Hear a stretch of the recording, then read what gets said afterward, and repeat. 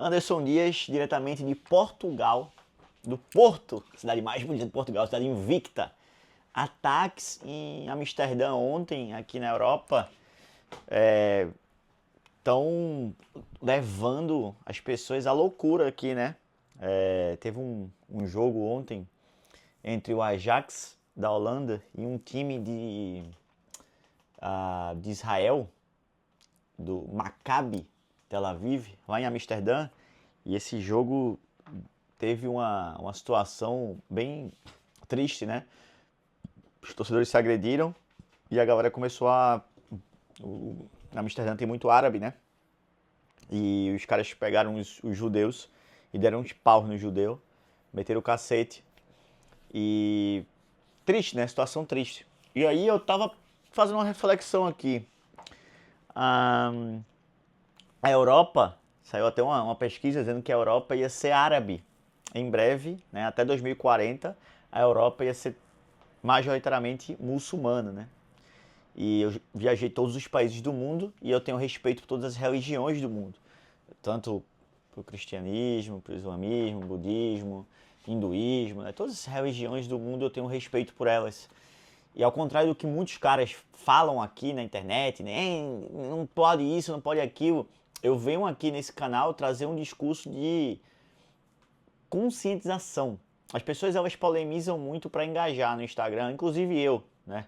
Acho que o Instagram virou, o jogo é esse. Mas acho que aqui no YouTube tem voltado a raiz, né? Da essência do YouTube, que é isso aqui que a gente tá fazendo. Um vídeo sem corte, onde eu vou falar um monte de besteira, um monte de coisa que eu acredito, e quem gosta dá o like, quem não gosta vai para o próximo. Eu vejo alguns canais agora fazendo isso, alguns absurdos, né? O cara falando um absurdo que ele não acredita só para poder polemizar, engajar e fazer grana. E nem tudo é sobre dinheiro, né? Eu acho que a gente tem uma forma de conscientizar aqui. O que é que eu acho sobre essa questão da Europa ser árabe, né? Eu acho que vai ser árabe mesmo, tá? Até porque muçulmano faz filho, meu irmão. O muçulmano, ó, faz filho pra torto e a direita, entendeu? Então é óbvio que vai ter mais mais muçulmano na Europa. Recentemente teve um negócio lá da Inglaterra, né? Dos ingleses começaram a meter o pau nos muçulmanos e aí os muçulmanos foram pra rua, se revoltaram. Situação bem louca, tocaram fogo no hotel lá, mas agora tá mais tranquilo. E agora esse negócio de Amsterdã. A questão que eu acho é o seguinte, isso que eu vou falar agora, se você prestar atenção, você vai explodir a sua cabeça. O comportamento humano, ele se repete, ele é cíclico, independente. Vamos tirar a religião do lado, vamos tirar a política do lado, vamos falar sobre o ser humano. O ser humano, ele é muito previsível. Inclusive, até as inovações, elas são previsíveis. Anderson, como assim são previsíveis? O ser humano ele inova desde que existe a raça humana. É a roda, é o fogo, é não sei o que, não sei o que. Então, a gente sabe que o ser humano vai inovar, vai inovar. Então, não é algo... tanto que a inteligência artificial já foi prevista em vários outros filmes, né? Aquele filme AI, aquele filme de Volta para o Futuro, várias coisas que aconteceram nesses filmes, hoje em dia a gente está vivendo. Então, é tudo muito previsível, senão as pessoas não poderiam prever, né? Eu lembro de uma propaganda do Pelé com o celular que ele conseguia falar vendo outra pessoa, o famoso FaceTime. Antigamente, naquela época que o celular era da cobrinha ainda, aquele Nokia. E aí saiu essa propaganda do Pelé. Aí depois todo mundo começou a ter o FaceTime. Então, assim, tudo que vai acontecer é, de certa forma, previsível, só que essa informação, ela tá restrita a um determinado grupo de pessoas que estão, por exemplo, você que está aqui no YouTube agora, tendo tempo para poder escutar isso que eu estou falando, você é uma pessoa que está buscando a informação de forma ativa. Quando você está na bolha, ou seja, trabalhando 9 horas por dia, 8 horas por dia, você nem pensa em buscar informação, nem pensa em sair desse sistema, porque você está ali escravo do sistema, né? Você está ali preso a esse sistema. E é muito interessante isso, porque... E é por isso que a informação não chega em todo mundo. O que chega em todo mundo é informação de desgraça, esse tipo de coisa.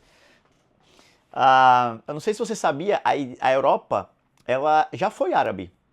Sim, a Península Ibérica Portugal e Espanha, era majoritariamente árabe. Eu consigo até dizer aqui quando, inclusive, ó, 713. Ou seja, antes de Portugal e Espanha existir, isso aqui tudo era dos árabes, os mouros, né? Os famosos mouros. Lá para cima, né, Noruega e tal, a Holanda já é outra história. Mas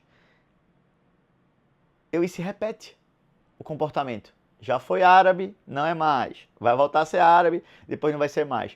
É a mesma coisa dos governos de direita e esquerda. Enquanto as pessoas ficam brigando aí por direita e por esquerda, os governos estão jogando aí a dança das cadeiras e o teatro, né? Um teatro que todo mundo é amigo de todo mundo. Ou todo mundo finge ser amigo ou finge ser inimigo, enfim. Todo mundo está no mesmo saco, né? Anderson, e qual seria a solução? Primeiro que não existe solução por algo que você não consegue controlar. Você não consegue controlar quem está no poder. A única coisa que você consegue fazer na hora de votar, você votar em alguém. É a única coisa que você consegue fazer. O sistema é muito forte, tanto da direita quanto para a esquerda. A única coisa que você pode fazer é investir em você mesmo e ser independente. Mas como assim, Anderson? É basicamente o seguinte.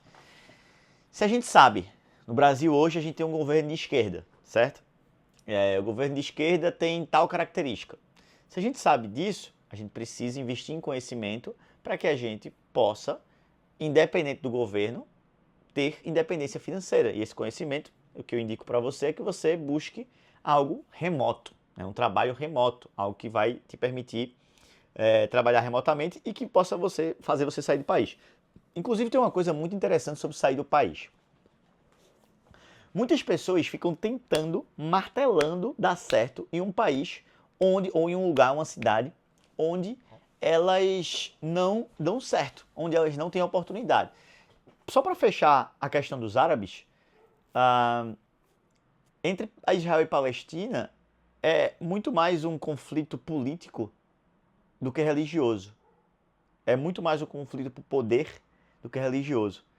E enquanto a galera ficar buscando certo e errado, as pessoas vão continuar nesse loop infinito de briga, sabe? Cada um tem um ponto de vista. Israel tem um ponto de vista, Palestina tem outro ponto de vista. E Israel vai sempre falar que tá certo, os árabes sempre vão falar que a Palestina sempre vai falar que tá certo, os governos vão ficar ali brigando entre si, vão usar a religião como base para poder ter essas brigas, vão manipular as pessoas e tem gente se beneficiando aí com arma, né? Enfim, fornecendo arma, fornecendo um monte de coisa e gente inocente morrendo. Tem gente que não quer nem saber disso, só quer viver em paz e tá morrendo.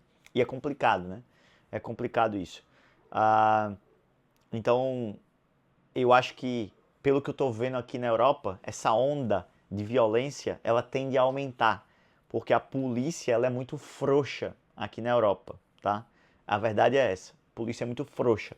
Eu lembro que em 2015 eu fiz um intercâmbio para a Irlanda e a galera zoava a famosa Garda na Irlanda, que era a polícia de lá, eles nem tinham arma.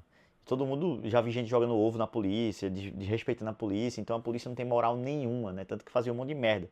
Inclusive, quando eu era mais novo, eu vi situações bizarras assim acontecendo na minha frente, do tipo, gente furando blitz, a polícia não conseguindo pegar, os caras muito gordos, assim, tentando correr atrás dos caras, os outros caras correndo. E existe também uma cultura lá na Irlanda dos naná, né, os famosos knackers, que são um grupo xenofóbico que joga pedra, ovo nos imigrantes e fica por isso mesmo. Muitas coisas, né?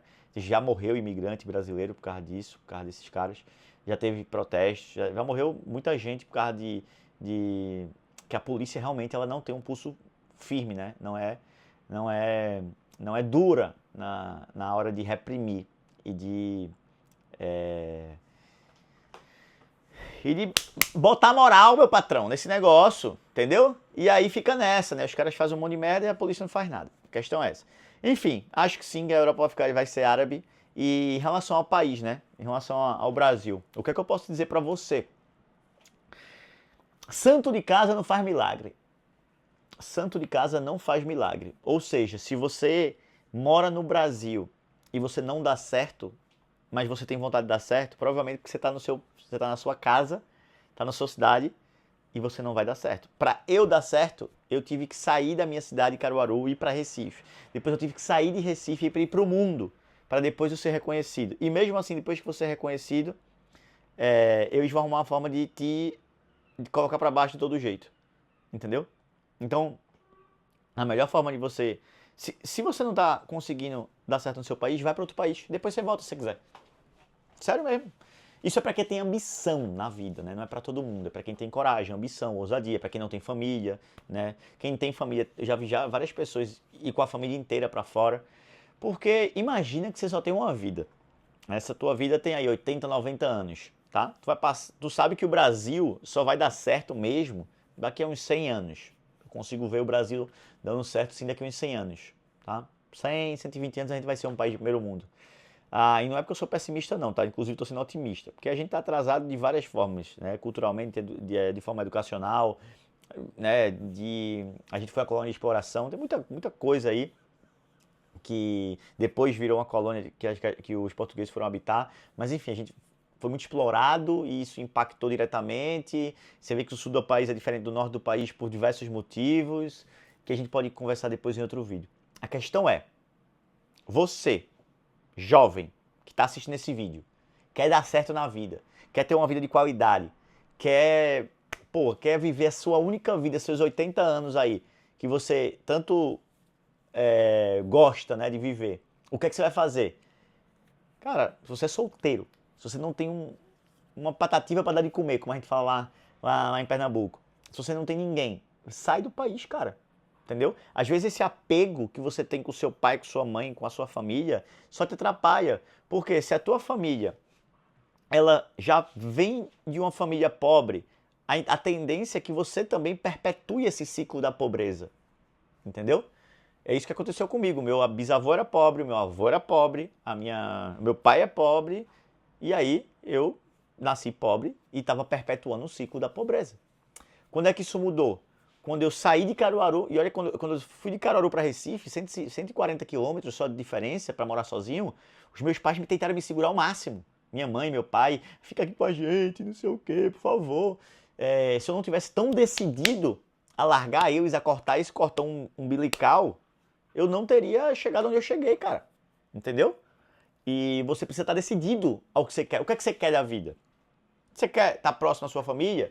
Se você se sente feliz com isso, você acha que isso vai te render frutos financeiramente? Então fica.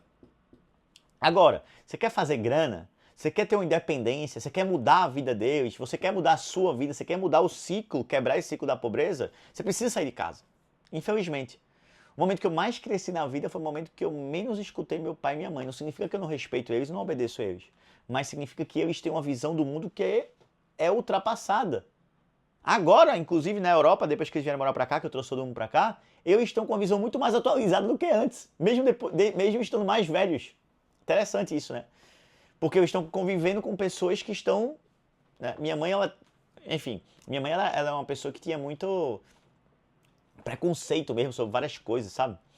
Meu pai também, principalmente sobre homossexualidade, esse tipo de coisa, eles são da igreja, normal, né? E agora eles estão se abrindo mais para entender, para aceitar certas coisas. Então, é importante isso. Então, eu te dou esse conselho, saia de casa o quanto antes. Quanto mais novo você for, arrisque. Muita gente fica pensando em juntar dinheiro aos 20 anos, 22 anos. Isso, na minha opinião, é uma besteira. Você não tem que juntar dinheiro. Entre os 20 até os 26, 27, não pensa nisso. Não pense em juntar dinheiro. Pensa em testar tudo que puder. Testar negócio, testar empresa, viajar, fazer experiência, ir pra festa, fazer merda, ficar com muita gente. Faz tudo que tu puder nos teus 20 e poucos. Porque quando chegar aos 25, 26, você vai entender que nada disso faz sentido. Mas para você entender que nada disso faz sentido, você precisa vivenciar isso. Se você não vivenciar isso, você nunca vai entender que não faz sentido. Você vai sempre achar que faz sentido. É tipo assim, eu fui muito rejeitado na minha adolescência. Eu queria ficar com meninas e eu não conseguia. Então, na fase da minha puberdade, onde todo mundo beijava todo mundo, aquela coisinha toda, eu era excluído porque eu não... Cara, primeiro que meus pensamentos sempre foram muito fora da caixa. Eu sempre fui uma pessoa que pensava muito na frente. Eu sempre tive uns pensamentos mais malucos. Segundo, que eu era esteticamente horrível. Então, todos os traumas que eu tive de infância e adolescência em relação a ficar com gente, eu tive que descontar nos meus 20 e poucos, né? E eu só consegui mesmo depois de 25, 26. Então, que eu ainda passo por essa fase. Estou no final dela. E é importante viver essa fase. Enquanto aos 31 anos, tem muita gente construindo família, eu aos 31 anos estou solteiro, aproveitando minha vida. E não acho ruim. Inclusive, até me senti mal aos 30, dos 30 para o 31, por achar que eu deveria estar com família, porque a gente vê tanta gente na internet falando de esposa, de família, de Bíblia, de não sei o que e tal, e achar que isso é a maneira correta, quando na verdade, cara, a maneira correta é a maneira que faz você evoluir e resolver seus problemas. Para quando você iniciar uma família, você iniciar sem trauma. Por isso que acontece tanta traição nesse mundo hoje. Eu sou contra a traição. Eu sou contra a traição. Eu não acho que. Ó, o cara que trai. Então, isso pra você que é jovem, tá? Se você traiu, passou. Mas pensa numa coisa: se você tem coragem de trair a pessoa que você dorme junto, que tipo de pessoa é você?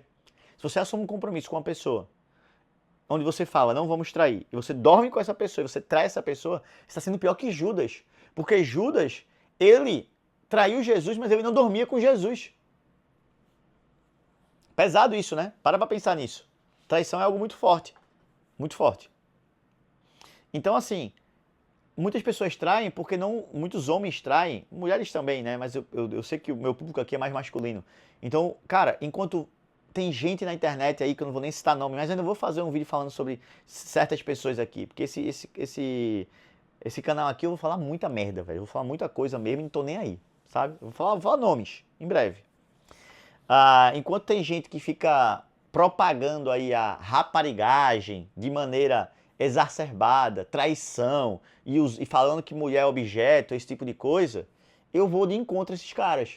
Eu acho que você tem que ser raparigueiro, sim, em determinado período da vida, mas entender que isso não vai ser parte da sua vida, entender que isso é uma fase que você precisa passar para que lá na frente você não traia a mulher da sua vida, para que você, quando você queira ter uma família, você queira assumir esse compromisso e não trair mais sua mulher. Então eu vou ensinar você a ser um homem de verdade aqui, tá? Inclusive, eu estou nesse processo, me tornando um homem de verdade. Se eu não tivesse traumas de infância, de bullying, de adolescência e em relação a esse tipo de coisa, talvez hoje eu já poderia estar com um filho, com família. Mas eu tive e eu não tenho como escolher. Então agora é viver, passar por isso e daqui a 1 ano, 2 anos, 3 anos construir uma família. Não vai mudar nada. Eu construí uma família aos 30 e construí aos 34. Não vai mudar 4 anos, não vai mudar muita coisa. Entendeu? Agora, o que não pode é você perpetuar isso até os 40, 45, porque aí já fica até... Não é nem palpável mais, né? Imagina. E outra coisa, em relação à mulher, né? Eu não me vejo como mulher mais velha. Anderson, isso é um preconceito? Não, é uma opinião minha. Eu não quero uma mulher mais velha. Não quero. Eu quero uma mulher mais nova. Pelo menos uns 5 anos mais jovem. Pode ser que eu queime minha língua e que eu fique com uma mulher de 32, 33? Pode. Mas não é o que eu busco. Eu busco uma mulher de 25, 24. Uma mulher uns 5, 6 anos mais jovem do que eu. Porque eu acho que funciona muito bem de acordo com o que eu vejo pelo mundo, né? O homem, desde sempre, ele é o guardião, o protetor, o cara que toma conta, principalmente protege a mulher. E quando eu falo protege, não significa que a mulher é sempre um ser frágil, não. Mas que o homem, de fato, biologicamente, é um ser mais forte que a mulher e que ele precisa dar segurança para a mulher, entendeu? Por exemplo, isso é um assunto muito interessante. Existem mulheres que eu já fiquei, que eu me senti muito mais homem, e existem mulheres que eu me senti muito menos homem. Anderson, explica mais sobre isso. Mulher muito alta. Eu não me senti, não é que eu não me senti homem, mas tipo assim, eu não me senti tão confortável com uma mulher muito alta, mas eu já me senti muito mais confortável com uma mulher mais baixa do que eu, entendeu? Eu me sinto mais confortável. Eu sinto que eu posso ser mais útil para essa mulher como homem.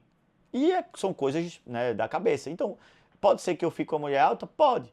Mas eu vou estar sempre buscando mulheres mais baixas, mulheres mais novas. Cada um tem um perfil, entendeu? Eu tenho 1,75 m. Então, eu não sou tão baixo assim, também não sou tão alto assim, tô na média. E você precisa entender isso. Sabe por quê? E aí vem a questão da seletividade, que é algo que eu poderia ter trabalhado isso desde cedo, mas agora eu tenho trabalhado bastante. e eu acho que o intuito de você estar aqui é aprender com as minhas experiências, né? Principalmente de um cara que já viajou todos os países do mundo, tão jovem, seja mais seletivo, cara. Se você sente que você fica mais confortável com mulheres mais baixas, não tem pra que você chegar numa mulher alta, entendeu? Se você acha que você se sente mais confortável com uma gringa, não tem pra que você chegar numa brasileira. Pode ser que aconteça de forma natural esse tipo de coisa, pode, mas você não precisa provocar isso, entendeu? Então, quando eu tô em algum lugar que eu vou chegar em alguma menina, que eu vou chegar pra conversar com alguma menina, o meu perfil ele é basicamente o mesmo. Ele é loira, mais baixa, olho claro. Pode ser que eu fique com uma morena? Pode. Inclusive, eu tive uma ex-morena recente. Pode ser que eu fique com uma ex-morena? Pode, mas a ideia aqui é você buscar, porque depois você não vai sentir desejo de trair. E é muito ruim você sentir desejo de trair, ver uma mulher achar bonita é normal, mas é muito ruim você estar com uma pessoa e querendo estar com outra. Isso é uma sensação horrível. E muitos homens têm por falta de maturidade e por falta de não saber o que quer. Então, pensa nisso, tá? Pensa nisso. Isso é muito importante. Tenta ser mais seletivo nas tuas escolhas. E aqui na Europa, as mulheres elas tendem a ser mais independentes e ficou muito confuso isso, né? Essa questão da independência, do feminismo, dos direitos, esse tipo de coisa.